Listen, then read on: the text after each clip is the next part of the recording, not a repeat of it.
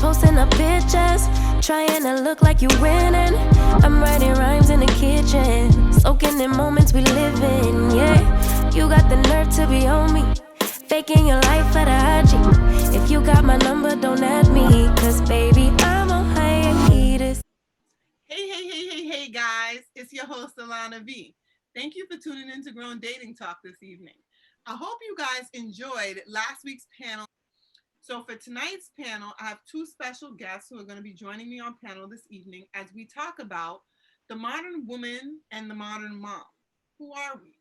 Because let's be frank, in a lot of ways, there is a war in society on the modern woman. There is also a war in society on the modern mom.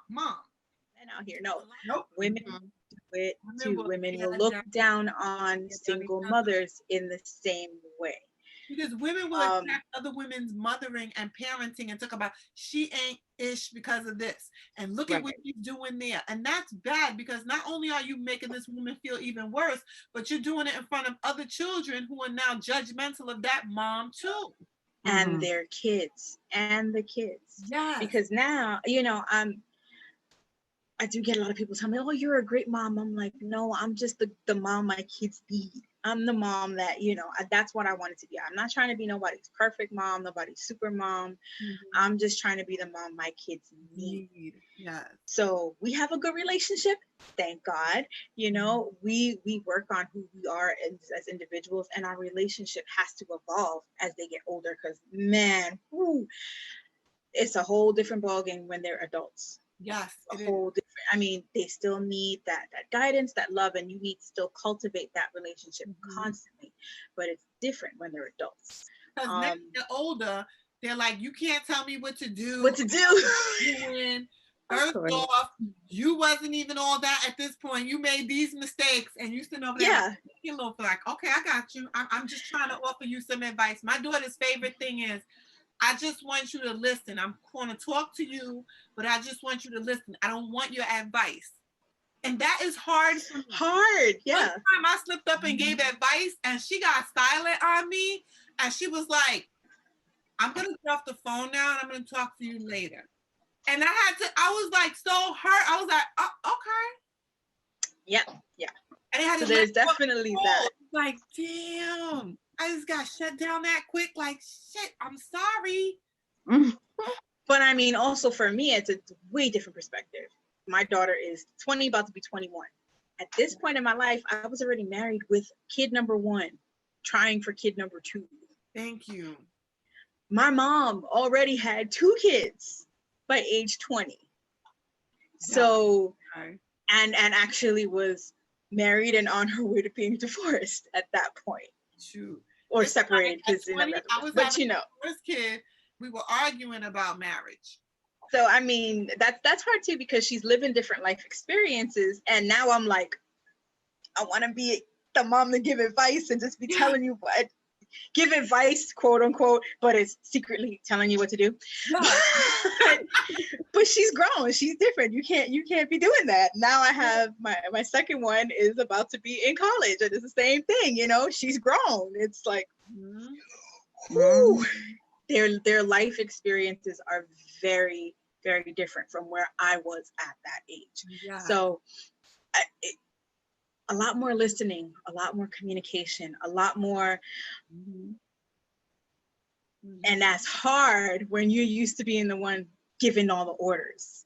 It's really hard to just sit back and it's also hard too if you came up in a household where you were told to be quiet a lot and that you couldn't speak, because then you became an adult with a mouth who was like, I'm gonna say anything and everything that I want. Anything and out. And now I'm being told to not speak again. It's like I feel like I got out the cage and now I'm getting put back in. Like, what part of this? What part of the game plan was this? Think about it. When you become when you're a kid, you want to be an adult because you want to do what you want. You don't want anybody telling you what to do. But then you have kids, and now somebody's telling you what to do again. And they become an adult, and you can't tell them what to do. But now you also can't do anything either. Yeah, yeah. Don't decide you have a life, moms. Sorry. Once you have kids, you are not allowed. Like, I'll go. I live across the street from the mall. I'm gonna go run across real quick and just. I got New York feet. I'll just walk across the street and go do what I need to do. And my kids will be like, "Where you went?" I'm like, I'm grown. I pay the bills. I went across the street to go get. But it's because they're like, "Who said you can just leave the house?" They're always used to me being, they're used to me being around them and present. And we have this thing. We all check in. We all tell everybody where we're going. The rules for the house have now flipped. And now it's like, Mom, where are you going without permission? Mom, where are you going without telling somebody you're leaving the house? How are you going to just walk across the street and not say nothing? What kind of mess is that? And it's funny, but it's like, okay, I raised you on this. This is how you were raised, but also we're at a different stage in our relationship. Yeah, I want you to respect me. These are things that I taught you. You have to do to show me respect when you were coming up. So you're right. I just went across the street. My bad for not texting you beforehand. They go from being parented to parenting their parents. Yes, they do. Yes, they do. I've had my daughter tell me at times. I've said some things that like, I don't know if this is the exact wording one time. I didn't like the way she was talking to me and whatnot. And we had a strong opinion on stuff. And she stuck to her strong opinion to the point that I was sitting in my room and she walked out of my bedroom because she needed some space. And it was like, okay, I dig it. And in that moment, I was thinking to myself, like, why can't we just coexist with differences of opinions? And another part of me was like, damn it, when you were her age and you and your mom didn't see eye to eye, she did shit, you didn't want to hear what she had to say. You don't want to be around that. We was like, how dare you? That's how you think? I'm out. Like, so I was like, damn, this is that mother-daughter moment happening here. That those mother-daughter moments, they definitely test you. Because kids will tell you how to dress. They'll question how you dress. They'll question how you do your hair, your decisions that you're making, where you're coming and going. You're like, wait a minute, I didn't know I had a warden. I call my youngest Secret Service because I can't go anywhere without that brother pressing me, okay? But it's also, it's also come from I think that shows the value that they place on you, and it's a reflection of your relationship. Because they feel comfortable telling you that. They feel comfortable having those thoughts and those feelings. Just saying, your daughter feels comfortable walking away saying, you know what, I need space. Yeah. I could never say that to my mom, Now we're at to my mom, I need space. She'd be ready to reach them fingers out at me. She'd be doing this. Like, and it's because it was a different time, definitely a different relationship style. Yeah. So, I think it speaks to your relationship with them when they feel like that respect goes both ways, but also they feel like they can tell you when they don't like something. Yeah. And I feel like if they can tell you when they don't like something, that changes your relationship. It puts it on a different level, but also the fact that they feel comfortable enough to have that ability to say something. Yeah, that's what that's that accountability generation. And also we give them the platform to be themselves. Like, I don't want my children to fit into a box that you think you need to fit into to be for me. There are a lot of parents who don't accept their children because their children live alternative lifestyles. I'm not going to do that. Even if you're very religious and you don't believe in certain things, I'm not turning my child away. I'm not going to say, oh, I don't love you and care for you and you can't be here because this is the life you choose. I'm not doing that. Maybe I might not choose to live that life. Maybe the religion tells you that, but that's your child, Right. Yeah, that we definitely can't do in that instance, And then I also look at it too, like, in what ways do we and how do we encourage the youth now to apply these same skills in relationships? The same skills that as moms, we're trying to teach our kids in healthy fashions, like, this is how you interact with others, by this is how you respect mom, this is how you interact with mom. How do we show that in a household where dads come? Because a lot of times dads don't feel heard. And I know these are not necessarily the situations in you guys' household, I know. But in a lot of households, you have situations where it's war against men and women because men don't feel heard. Men feel like, and it's true, women are trying to tell men how to be men. I can't tell a man how to be a man because I'm not a man. I Right. can tell him, I can criticize his ability to be head of household because I've been head of household for so long. Like, yo, you slipping, if you out here spending your money on all this stuff, then we're gonna come up short on the lights or something. You know, we can have discussions about that. But to tell him how to be a man, and then there are a lot of women out here who are not even allowing their children to have relationships with dad because dad was a terrible boyfriend or husband, but they don't recognize that doesn't mean they're a terrible father. Exactly. Right. You could be a Yep. terrible boyfriend or husband, but not be a terrible dad. There are some men out there that are terrible dads too, and that they've harmed the woman and the kids. So therefore, now you've set your own situation Right. into motion where you can't be here and you're seen this way. But there are a lot of men who are getting the short end of the stick in that their relationship with their children are being interrupted because women are so far in their fields, and there are women out there being so toxic that it's interrupting this, and it's causing a gap between children and fathers, and it's causing girls and boys to not understand how women and men should interact together. So I look at that like, what suggestions can we make or dynamics can we pull out that helps this younger generation who's trying to break their generational curses? How can we help those who are not coming from two-parent households, who are coming from single-parent households or two-parent households and seeing stuff wrong? How do we advise them on how to speak with a man, how to make him feel heard, how to receive him, how to take what we're teaching our kids and apply that with guys, you know? And I ask you guys, because you're successfully doing it, you know? In 20 years, you got it down pat, Corinne. You got to be the marriage guru right here. See, I won't say that though. I won't say that though, just because it's not, every relationship is different. Every relationship is different. And what works or how we skated by through certain situations, it wasn't perfect. So I don't want people to feel like, oh, you got nah.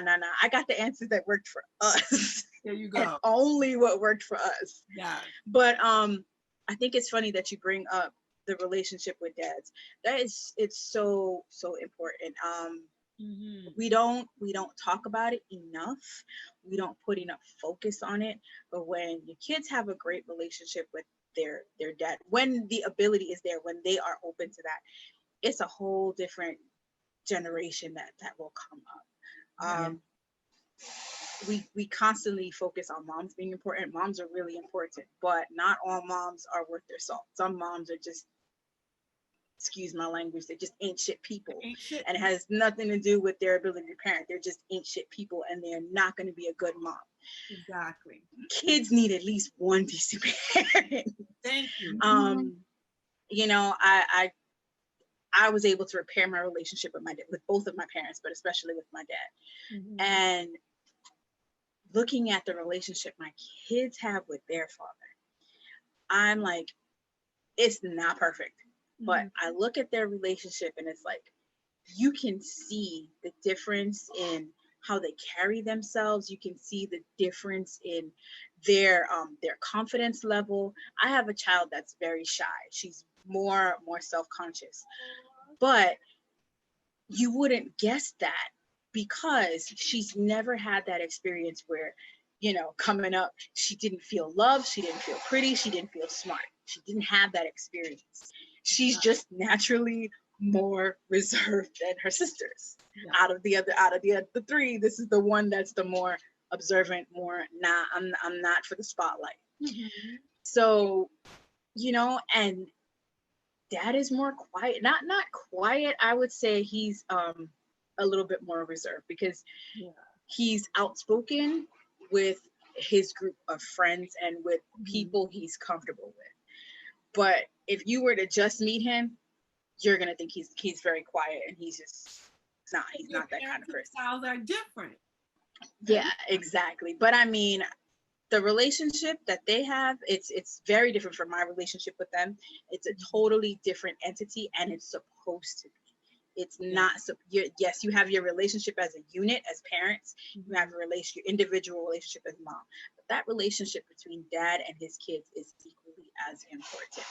So, there are some men who will just be like, man, I'm not dealing with her. I don't want to deal with her. Same way that there are women who are hurt and they're not trying to have relationships with the father and involve the father in their life. There are some men who just be like, nah, and they'll walk away. Yeah, because They they don't want to want to deal deal with the mom. the And mom. make them walk away, and the kids feel like this guy didn't want to be in my life. I have an ain't shit dad. No, your mom was that dynamic. Your mom and your dad's demons didn't play well. And your father left. Your mom's demons were very freaking scary, and your father was like, I'm out. Yeah. But now the child is lost out, Yeah. So I think from a perspective, once you have a kid, your demons don't play well together, that's fine. Mm-hmm. But the child didn't do anything to you. And that child just has to battle those demons too. So if they don't have a good foundation with a mom who's struggling and they have a dad who dips, what did you leave that child? Where does that leave that child? So we have to look at it from as much as possible, forget the relationship that didn't work. Right. Focus on the one you can save. Focus on the kid. Now, that is not to say that every relationship with every father needs to be saved, because there are just some men who we know, and the same with women, there are just some parents who bring toxicity, and they're just nothing about them is positive, and it will not help a child. And in that case, because they have themselves, and they feel like their child needs to seek a relationship with them and chase after them and behave a certain way to be in their life, and that's unhealthy parenting, because your child should chase and fight for a relationship with you as a parent. That's not how that works. Exactly. So in that case, and then there are just some situations where the dad is violent, they don't need to be involved. Yeah. So yes, you want to make sure if it's not a healthy situation, don't bring that unhealthy situation and put it on a kid. Yeah. But if there's none of that, don't decide to step away from a kid and ruin the possibility of having a relationship or being there for someone who really, really needs you. Yes. And also for women too, don't shove him out of that child's life just because he doesn't want to deal with you, because that's wrong. And there are a lot of women out there, and that is a form of toxic femininity when you have with that. And the other thing I want to say too is stop expecting men to be perfect fathers, because at the end of the day, there's no perfect mother out there. Just as women are, we learn to be parents. And as you've heard, two of us went and took a parenting course. Okay. So there are resources out there. Understand that men have to learn to be fathers too. So don't sit there and tell him how to raise his son.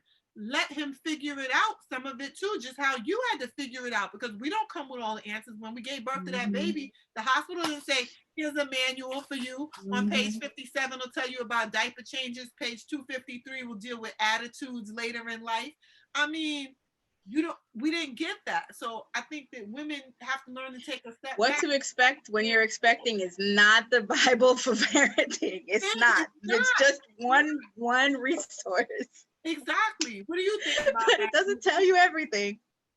Yeah, what do you think about that, Rue? Because I know you, like, in all walks of life, we're women. So we've seen a lot of women out there, How do you combat that, especially like with your daughter? Like, I know my daughter's father and I, we're not together. We've been divorced for a long time. But despite the fact when we weren't together, I make sure I took her for him to have visitation with, because we not together, and I might not like you at that moment, but you're going to take this child we made, because we made her together. So, go, brother, it's your turn. I want to hear, like, how do other moms navigate that? I mean, I sit down with her every day, and the most important thing to do with my daughter is to remind her of her worth, because growing up, I don't know if you saw my post recently, a lot of parents sometimes forget to remind their children of their worth. What we try to do instead is tell them that we have to prove our worth. But if we don't even know our worth, how are we supposed to prove our worth to anybody else if nobody's, teaching us what we're worth? So one of the sit downs, my daughter and my son and I have it too. He's a toddler, so, There's How you doing? ways he understands, there's ways he doesn't, but I sit down with them almost every day. I make sure they know both parents love them.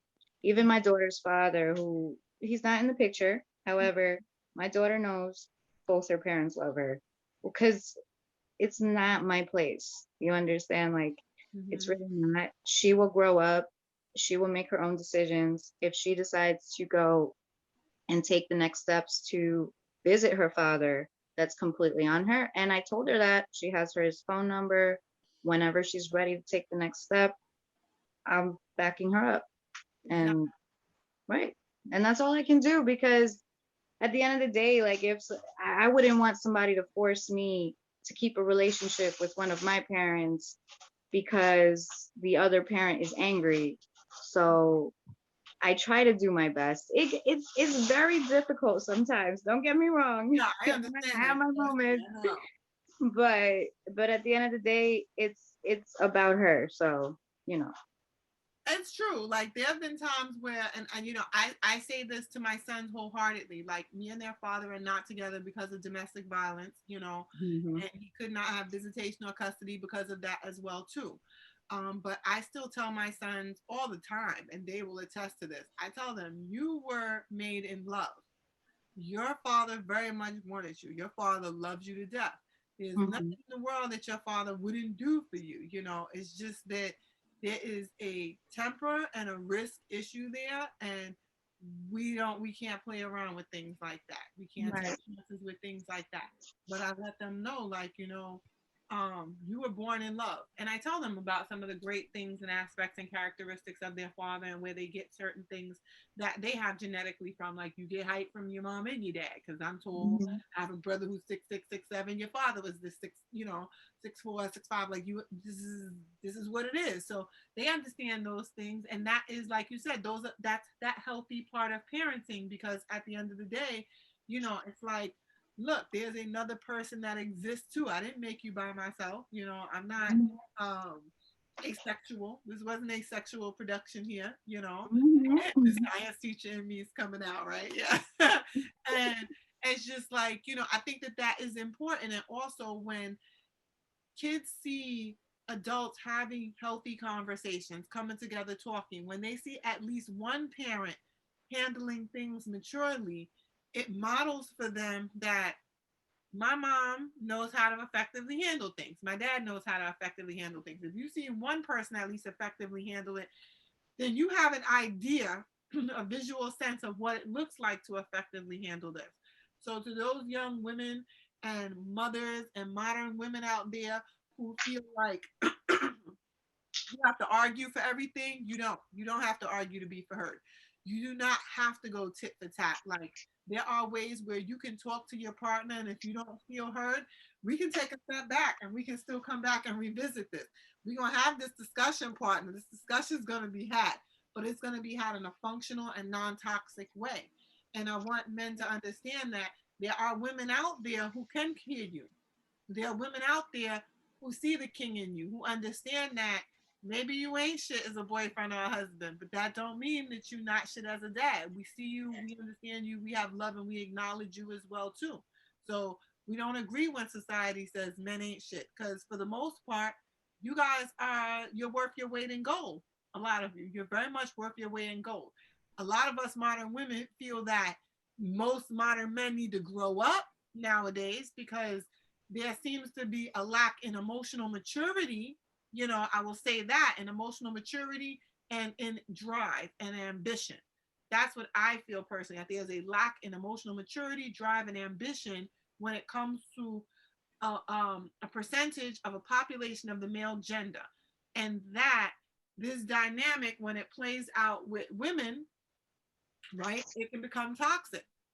And I think that if we both come together and acknowledge with regards to women, like, hey, these are some things that I'm working on. This is some added baggage that I have, or this is added baggage that I recognize with this partner.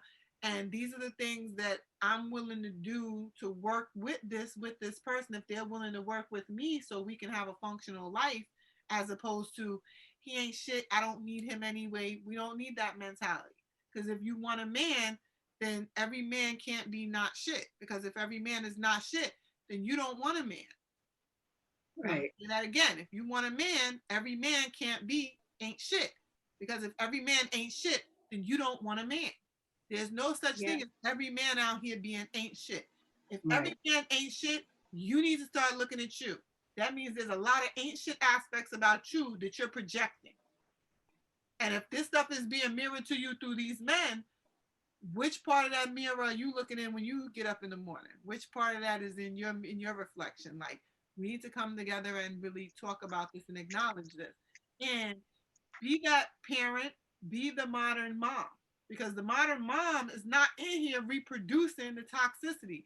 The modern mom gets to a point where she recognizes, this stuff wasn't shown right, or I didn't like the way those things are happening. And now that I know better, I'm going to do better in these ways. The modern mom is pre-planning. The modern mom is now sitting down having these conversations before she has kids, even while she's creating more kids, or if she meets a partner because she already has kids and he already has kids. As Corey said, the modern mom wants to know, what is your discipline skills? What is your take on corporal punishment and stuff? Because that's important. What is your parenting style? How do you communicate? Because last night I spoke about MILF Bay. I don't know if y'all caught my IG live on MILF Bay, but I had to talk about the 40 MILF Bays because a 21-year-old tried to holler at me, and I had to shut that down respectfully without hurting a young man's pride. But I looked at it and I was like, you know what? This is a shame, because somewhere along the line, women started to feel that these men that are out here aren't men, and then they're sitting over here trying to go about different ways to get needs met, and some of them are perverse. And you can see this by how some of these young boys are acting. He ain't just hit on me because he saw a really great, gorgeous woman. You saw a gorgeous woman, but you got comfortable hitting on 40-some-year-olds, which meant there were 40-some-year-olds entertaining you and 30-some-year-olds entertaining you, which makes me think these bitter bitches couldn't even keep the men in their bracket. So now you preying on the babies. Like, no, we're not doing this. And I said, you know what? No, I really need to have an episode in which we talk about the modern woman and the modern mom, because people need to understand that while it is attractive to date a mom, we're not here just to be one of your options because it's attractive to date us.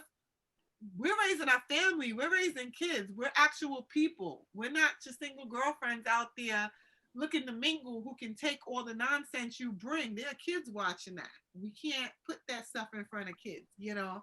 And also the modern women and the modern mom, we're tired of those darts that are hitting us. We can take the darts if it's time to be accountable for things. We can take the darts and be accountable for the things we did. But to be hit with darts for things that went on in our parents' generation that are not playing out for some of us in the present, that's wrong. To take the darts, and you're a woman, like, you could be accountable for your shit, but when you're having darts thrown at you and people don't look at the caregiver burnout, people don't look at the rate of mental illness with women. I mean, in Charlotte Perkins Gilman's time, The Yellow Wallpaper was and still to this day is my favorite book, and it talks about the insanity that women were diagnosed with as a result of motherhood. How women who had postpartum depression were diagnosed as schizophrenic and over-medicated. Even now, there are a lot of our parents who had mental health issues and we didn't know about them at that time. We didn't know about it until we were grown, and then they no longer had to care for us. Then we can sit over there and be like, yeah, this person had a mental health issue, you know. And then there are moms out there who are being diagnosed with mental health issues, and they don't have these mental health issues that they're being diagnosed for. They have what's called caregiver burnout. And that is an issue, don't get me wrong, but that's not a brain disorder. That is a result of all of societal situations that have weighed this person down, and they're trying to overfunction. And I think that this stuff needs. It's easy to say go to therapy, but tell that to a mom who's working full time, trying to take care of kids, trying to take care of a household. You know, I mean, we can say it, but when is she supposed to do it? Yeah. Right. Which hour of the day is she supposed to do it in? Thank you. Exactly. You know, and Again, that's not something I knew as a kid. I didn't recognize that as a kid. But as I got older, I look back at certain situations at home and I was just like, man, I can see where my mom went through struggles. I can see my mom was diagnosed with bipolar, like you mentioned, later in life, when she was an adult. By then, kids were out of the house, and we were all like, "Oh, we knew something was wrong. It didn't have a name," and it wasn't surprising to us when she was diagnosed. Mm-hmm. It was more like, okay, we knew something was going on, Exactly. but the hard part with that is, back then, nobody went to therapy. Thank you. No. Nobody went No. to therapy.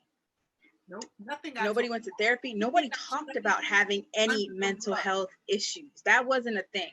You weren't, quote unquote, allowed to have those kinds of issues because you had kids to raise, you had responsibilities, and it was seen as irresponsible to take care, or selfish to take care of mom. Yourself. Yes.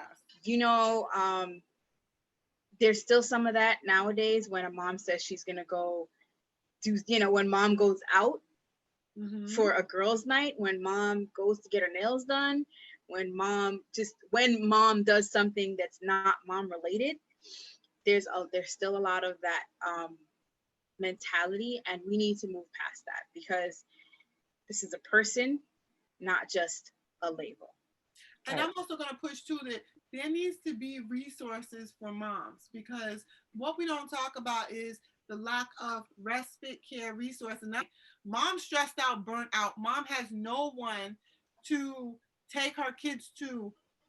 Where are the services where a mom can take her kids and get a break, even if it's for a few hours, and different things like that? People go, well, then she needs to get a babysitter. What if she can't afford that? But she's on the verge. She's not critical enough to have to be in a mental health ward, but it's critical enough where she really needs an hour or two, or even maybe a day or two. Then what? Because what are you going to do? You're going to drop all the kids off where? Where are you dropping off 2 and 3 kids to when you don't have any supports and stuff? And I think that this needs to be looked at as well too when they're thinking about services, especially post-COVID pandemics, because there are women who have been in that household repeatedly and they're still in it with their kids. Where are the resources? I mean, as a mom, I personally, I've struggled with babysitting. I've had great caregivers. I had situations where we were in between caregivers. I can't imagine back in the day, not even that long ago, just 10 years ago, I can't imagine needing a babysitter desperately and deciding, you know what, I'm gonna use this babysitter for an hour or two so I can get a break. That's never, because it's not a priority. The mom is not the priority. It's, you know what, I need a sitter because I gotta work an extra hour or two. I need a sitter because there's the gap between school and after school and when I get home from work, not a mom needs 2 hours just to chill. I need a babysitter. None of that. I can't ever say that I've done that. I need a sitter in the morning for my kids to make sure that they were getting ready for school and that they had a hot meal in their stomach before they left out, because I had to leave to go teach. I needed the sitter after school to be there so they could get off the bus, because when I would have my daughter getting them off the bus, her dad felt like I was using her as like a parental figure with the boys, and I was leaning on her a lot. So I was like, okay. So then I wanted to get like a sitter, a nanny to do that as well too. And because when I started my tutoring business, it was just me as the tutor. I owned it and I was the tutor. So here it is. I'm trying to make side money so that I have money to take care of these 3 kids. And then I'm not getting home until kind of late too. So the nanny has to be there because the kids can't be home by themselves until I get home late, so somebody's there with you, another adult, it's like, and especially if you're in a relationship and you start to recognize that the person you're in a relationship with, like, wait, I have to hire a nanny because you're not doing your part as a partner, and you try to work it out, and it's like, you know what, now you gotta go, because in addition to things not being right with you, you also are not a helpmate. You're not a helpmate, and you just making things more difficult. Like, So in those grounds, Kevin Samuels, women will readily become home wreckers, if that's what you want to call it, if they have to do it all and the partner's there, but they're still doing it all. So I've seen that too. I have a partner who is an equal. Yes. We both do, we both help out around the house. I feel like he's the better cook. Don't tell him that. No, I feel like he's the better cook. So, I love when he cooks dinner. But, and I've for me, that's meant I could work longer hours. But we gotta have a balance. It can't always be him doing the cooking. It can't always be me. You have to have a balance. You have to have a balance. And y'all don't work together. If you're not sharing the load, the whole point of having kids with someone is to share the responsibility. It is a shared responsibility. It's not just mom's job to do everything. You gotta share that responsibility. And it's to me, it's how dads learn to grow and become better fathers. It's how they develop that relationship with their kids. It's in the doing of those daily things with them that they need, that they help. Again, not perfect, because it's not, but it's so important. I mean, we've had times where we were both like, all right, I gotta work, you gotta work. Neither of us can take off a day. How are we gonna figure out this babysitter? I thank God we still got kids. On those days, because care.com saved my life. At one point, and before I found the right one, because my kids used to vet them nannies in. My youngest, that was a baby kid when them nannies showed up. They be sending me videos. I'm not coming back after this, and this is why. Like, okay, thank you. I have your favor. But I mean, and it's that kind of thing you got to deal with, because it's just not. It's life. Sorry, sometimes you're not going to have perfect kids who a nanny can deal with, and sometimes you're just not going to vibe with the sitter. Yeah.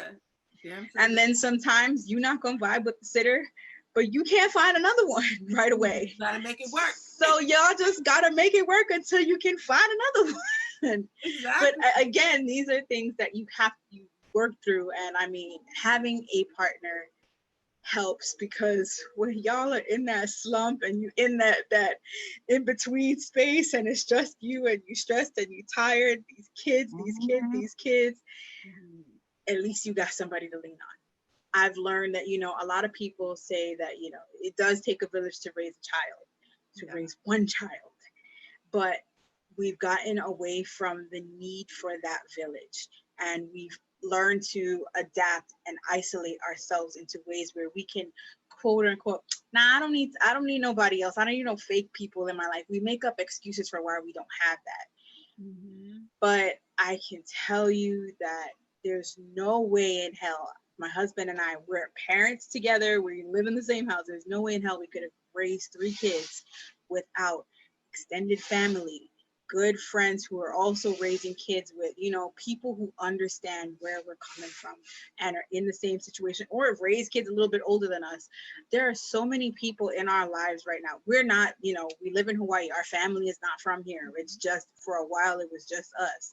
We've had familial situations where, my family is all pretty young. I'm the oldest kid. My mom was a young mom. So she's working, I'm working. I can't lean on mom to babysit. Work too.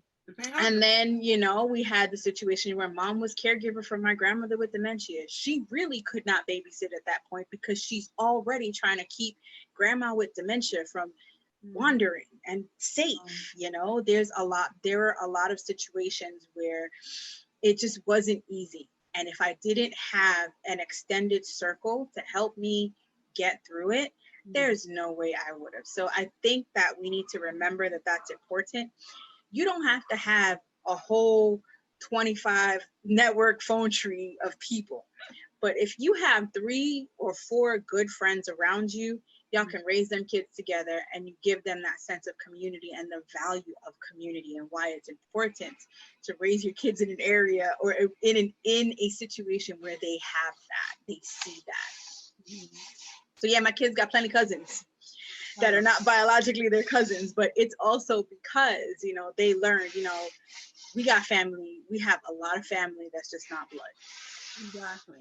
And I think that that's really important for people to understand and acknowledge that family is not always the people that the network that you were born into. family sometimes are people who are not blood. Those are actual strangers who become your family in your walks of life because they help you grow and they're there to love you in ways that your biological family just is not capable of. You know what I mean? Mm-hmm. That's just what it Mm-hmm. is, unfortunately, at the end of the day. You know? What about you, Ruby? And what advice could you offer to the youth before we cut our show out this evening? How do you I'm glad. incorporate those healthy ways? Because you and Stefan have a really healthy relationship, you know. So like what how do you help him to feel heard and present and keep the peace in the household? And what advice would you offer young women out there who are learning how to do what you know how to do? So, like, it's not always perfect from my end. I'm still learning. Mhm. I Um, like that. Okay, that's honest and healthy too.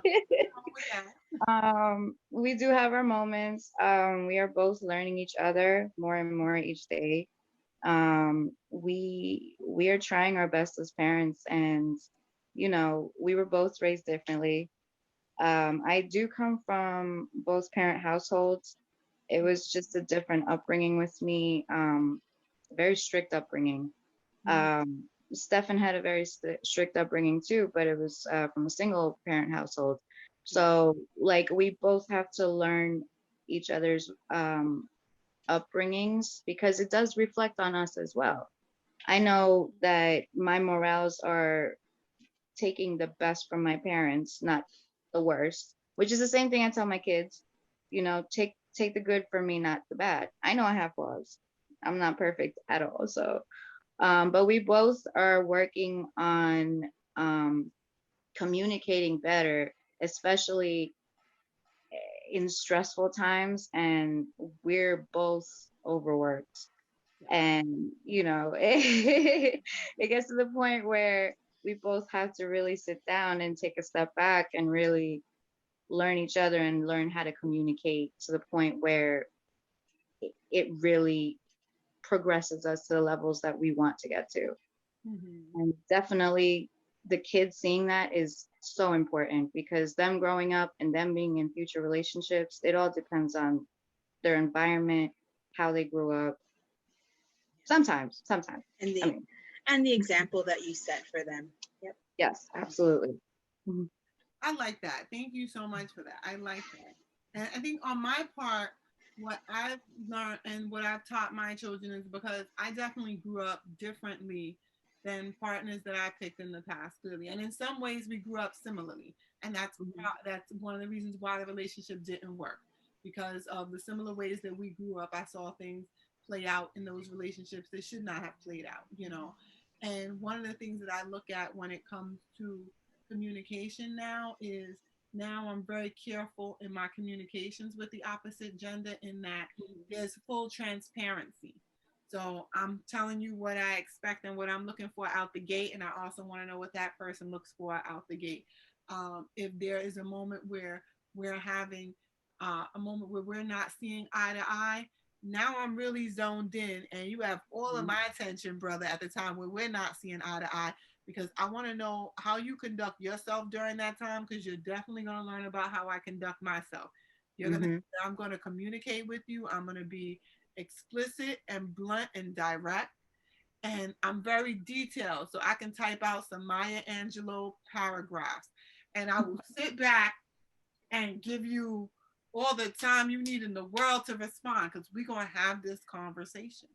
And if we can come together and decide that it's not going to work, cool. If we come together and decide, hey, I'm willing to do this and you're willing to do that, and this is how we forge forward, that's where I'm at. And that's where I'd like to be with a partner. But for now, where I'm at in my space when it comes to the partner is I'm capable of hearing a man out, even if he's saying things that I don't want to hear, don't make sense to me. I can still hear you and make you feel heard and communicate with you that I'm not with the nonsense. And I'm also in a better place now because a lot of the things that I went through in relationships, I've been able to unpack the addict baggage, so to say, in many ways. Um, and I'm able to still be honest with a partner to say, hey, I'm still working on this. So I just want you to know you have a cool, refined, collected, smart, ambitious, outgoing, tenacious woman here.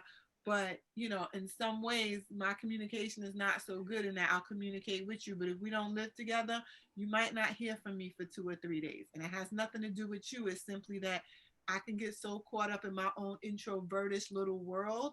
Hmm. I just genuinely do not reach out. Doesn't mean I don't care for you. I do. If you reach out to me, I'm going to reach out back. But sometimes I can be in my own little world. And I think that has to come from the fact that I went through so much and I've been through so much. And when you function through so much trauma, you get to a point where you enjoy your decompression time when you don't have to deal with anybody. And it's very hard for people to understand that because sometimes you want to be bothered, sometimes you don't. One of the things that I'm great is that I'm proud of the fact that in my growing, I've demonstrated for my daughter that being in a relationship is optional. You can still exist minus one. I'm not telling you to not need a man. You can exist in life without a partner. Having one is nice. So if you want to have one, then these are the things to do, and these are the things to work on, and these are the things to consider. These are the type of characteristics to look for in a partner. If you find a partner that in any way mirrors the things you saw with mom coming up, run for the hills.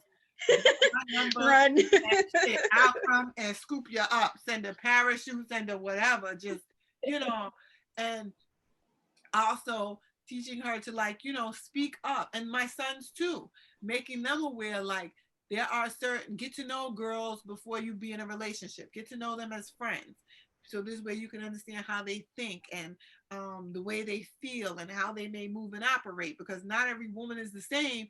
But let's be frank, we all start out with some similar behaviors, we all start out with the same emotions, we just deal with them differently. So it's like, get to know them as friends first. And also being able to show my kids a strong, empowered mother. You don't see the woman who's depressed, breaking down, crying and stuff. That's not me anymore. I'm the strong person. We're going to figure it out. We're going to do it. Mom pays all the bills and their stability. Mom has a day job. Mom has side businesses. Mom will run a podcast. Mom will develop a clothing line overnight and pop out like it wasn't nothing.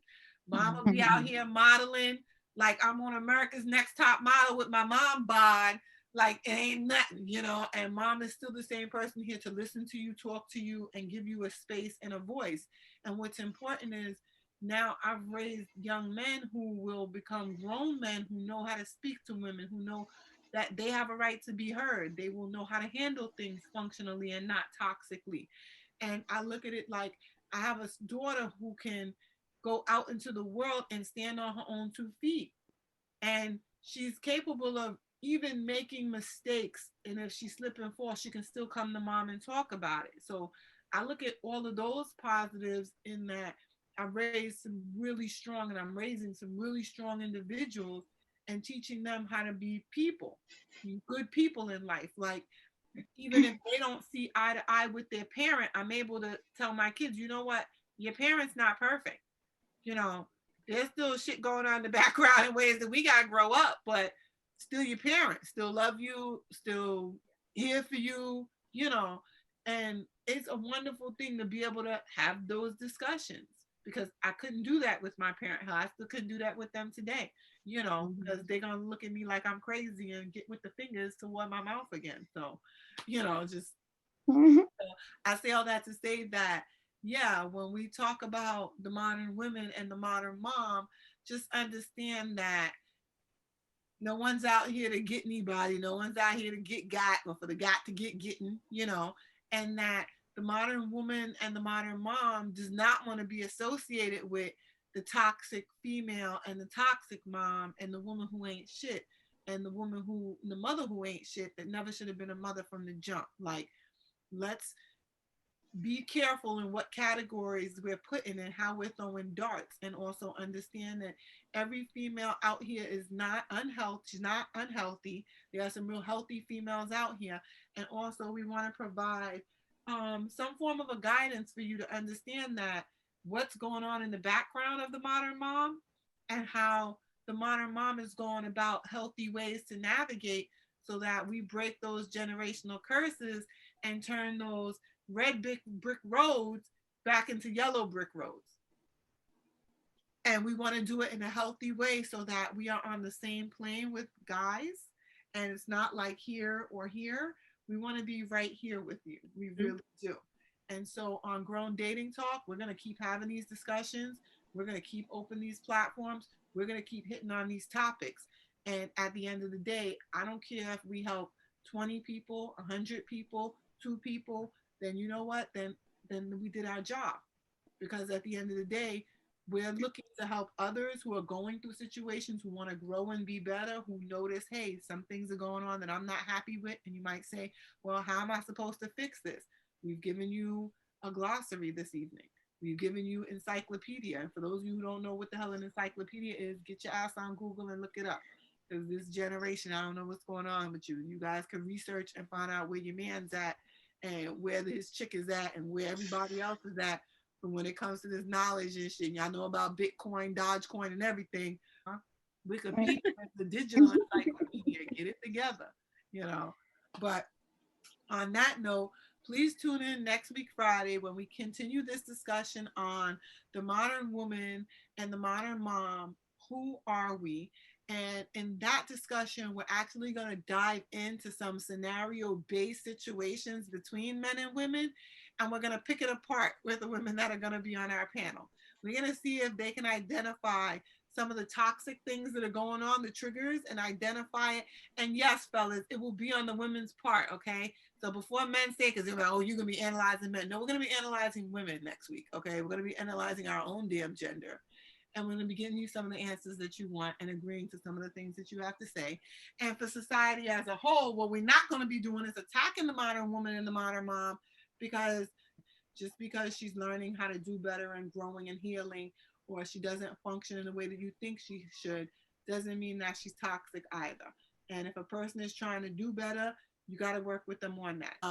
But with that being said, be sure to join us next week, Friday, for All Things Grown and Mature. So we will see you next week. Bye, guys.